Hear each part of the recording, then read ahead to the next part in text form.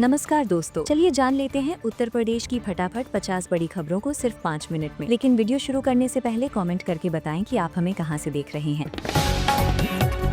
लखनऊ में आज मुख्यमंत्री स्तर की अहम बैठक। आज लखनऊ में मुख्यमंत्री आवास पर एक अहम बैठक आयोजित की गई। बैठक में कई विकास परियोजनाओं और प्रशासनिक फैसलों पर चर्चा हुई। अलग अलग जिलों से जुड़े प्रस्ताव सामने रखे गए। अधिकारियों को समयबद्ध काम पूरा करने के निर्देश दिए गए। आने वाले दिनों में इन फैसलों का सीधा असर आम जनता पर देखने को मिलेगा। कानपुर में युवक ने ईमानदारी की मिसाल पेश की। कानपुर में एक युवक को सड़क पर भरा हुआ पर्स मिला। युवक ने बिना देर किए पर्स नजदीकी पुलिस चौकी में जमा करा दिया। पर्स में नकदी और जरूरी दस्तावेज मौजूद थे। पुलिस ने मालिक को बुलाकर पर्स सौंप दिया। युवक की ईमानदारी की पूरे इलाके में सराहना हो रही है। वाराणसी में नाविकों को नए लाइसेंस वितरित। वाराणसी में आज गंगा घाटों पर नाविकों को नए लाइसेंस दिए गए। प्रशासन ने सुरक्षा नियमों की जानकारी भी नाविकों को दी। इससे नाविकों का रोजगार सुरक्षित होगा, पर्यटकों की सुरक्षा भी बेहतर होगी। नाविकों ने इस पहल का स्वागत किया है। प्रयागराज में स्मार्ट सिटी प्रोजेक्ट ने पकड़ी रफ्तार। प्रयागराज में आज स्मार्ट सिटी परियोजना के तहत कई काम शुरू किए गए। सड़कों की मरम्मत और नई स्ट्रीट लाइट लगाने का कार्य तेज हुआ। स्थानीय लोगों को जाम और अंधेरे से राहत मिलने की उम्मीद है। प्रशासन ने काम की गुणवत्ता पर खास ध्यान देने के निर्देश दिए। शहर की तस्वीर बदलने की तैयारी दिख रही है। नोएडा में साइबर ठगी गिरोह का खुलासा। नोएडा पुलिस ने आज एक बड़े साइबर ठगी गिरोह का पर्दाफाश किया। ऑनलाइन धोखाधड़ी से जुड़े कई आरोपी गिरफ्तार किए गए। पुलिस को लैपटॉप, मोबाइल और फर्जी दस्तावेज मिले हैं। ठगी से जुड़े बैंक खातों की भी जांच की जा रही है। लोगों से सतर्क रहने की अपील की गई है। गाजियाबाद में सड़क हादसे में 2 लोग घायल। गाजियाबाद में आज तेज रफ्तार कार और बाइक की टक्कर हो गई। हादसे में बाइक सवार 2 लोग गंभीर रूप से घायल हो गए। मौके पर पहुंची पुलिस ने घायलों को अस्पताल भिजवाया। डॉक्टरों के अनुसार दोनों की हालत स्थिर है। पुलिस मामले की जांच कर रही है। मेरठ में खिलाड़ियों को किया गया सम्मानित। मेरठ में आज उभरते हुए खिलाड़ियों का सम्मान समारोह आयोजित किया गया।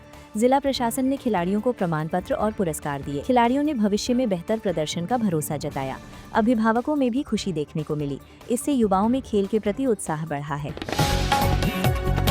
आगरा में पर्यटन कारोबारियों की बैठक। आगरा में आज होटल और पर्यटन कारोबारियों की बैठक हुई।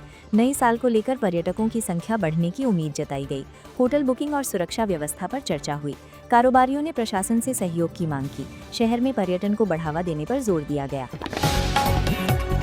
अयोध्या में श्रद्धालुओं के लिए नई सुविधाएं। अयोध्या में आज श्रद्धालुओं के लिए नई सुविधाएं शुरू की गईं। मंदिर क्षेत्र में पेयजल और विश्राम स्थल बनाए गए हैं। ठंड के मौसम में श्रद्धालुओं को काफी राहत मिली है। सुरक्षा व्यवस्था भी और मजबूत की गई है। श्रद्धालुओं ने व्यवस्थाओं की सराहना की। मथुरा में गौशालाओं का प्रशासनिक निरीक्षण। मथुरा में आज प्रशासन ने गौशालाओं का निरीक्षण किया। गोवंश के लिए चारा, पानी और दवाइयों की स्थिति जांची गई। जहां कमियां मिली वहां सुधार के निर्देश दिए गए। गौशालाओं की संचालन पर निगरानी बढ़ाई गई। इससे पशुओं की देखभाल बेहतर होगी। बरेली में पुलिस का फ्लैग मार्च। बरेली में आज पुलिस ने फ्लैग मार्च निकाला। नए साल को देखते हुए सुरक्षा व्यवस्था सख्त की गई है। संवेदनशील इलाकों में अतिरिक्त पुलिस बल तैनात किया गया। लोगों में सुरक्षा का भरोसा बढ़ा है। पुलिस ने शांति बनाए रखने की अपील की। झांसी में महिलाओं को रोजगार के लिए लोन। झांसी में आज महिला स्वयं सहायता समूहों को लोन वितरित किए गए। महिलाओं को छोटे व्यवसाय शुरू करने के लिए प्रोत्साहित किया गया। इससे आत्मनिर्भरता को बढ़ावा मिलेगा। कई महिलाओं ने काम शुरू करने की योजना बनाई है। प्रशासन ने हर संभव मदद का भरोसा दिया। अलीगढ़ में सड़क चौड़ीकरण का काम शुरू। अलीगढ़ में आज सड़क चौड़ीकरण का कार्य शुरू किया गया। लंबे समय से जाम से परेशान लोगों को राहत मिलने की उम्मीद है। व्यापारियों ने इस फैसले का स्वागत किया है। निर्माण कार्य को समय पर पूरा करने के निर्देश दिए गए। यातायात व्यवस्था बेहतर होगी। सहारनपुर में अवैध लकड़ी तस्करी पर कार्यवाही। सहारनपुर में वन विभाग ने आज अवैध लकड़ी के खिलाफ कार्यवाही की। बड़ी मात्रा में लकड़ी जब्त की गई है। तस्करों के खिलाफ कानूनी कार्यवाही शुरू की गई है। जंगलों की सुरक्षा पर जोर दिया जा रहा है। प्रशासन ने सख्ती जारी रखने की बात कही। मुरादाबाद में हस्तशिल्प कारीगरों की मांग। मुरादाबाद में आज पीतल कारीगरों ने अपनी समस्याएं उठाईं। कारीगरों ने सरकारी सहायता बढ़ाने की मांग की। निर्यात को बढ़ावा देने पर भी चर्चा हुई। कारीगरों का कहना है कि इससे रोजगार बढ़ेगा। प्रशासन ने समस्याओं पर विचार का आश्वासन दिया। अमरोहा में छात्रों ने चलाया सफाई अभियान। अमरोहा में आज स्कूली छात्रों ने सफाई अभियान चलाया। सड़कों और बाजारों की सफाई की गई। लोगों को स्वच्छता का संदेश दिया गया। स्थानीय लोगों ने छात्रों की सराहना की। अभियान से जागरूकता बढ़ी है। रायबरेली में नई एम्बुलेंस सेवा शुरू। रायबरेली में आज नई एम्बुलेंस सेवा की शुरुआत हुई। ग्रामीण इलाकों को इसका सीधा लाभ मिलेगा। आपात स्थिति में मरीजों को जल्दी अस्पताल पहुंचाया जा सकेगा। स्वास्थ्य सेवाएं मजबूत होंगी। लोगों ने इस कदम को सराहा है। फतेहपुर में गोदाम में लगी आग। फतेहपुर में आज एक गोदाम में अचानक आग लग गई। आग से लाखों रुपए का सामान जलकर राख हो गया।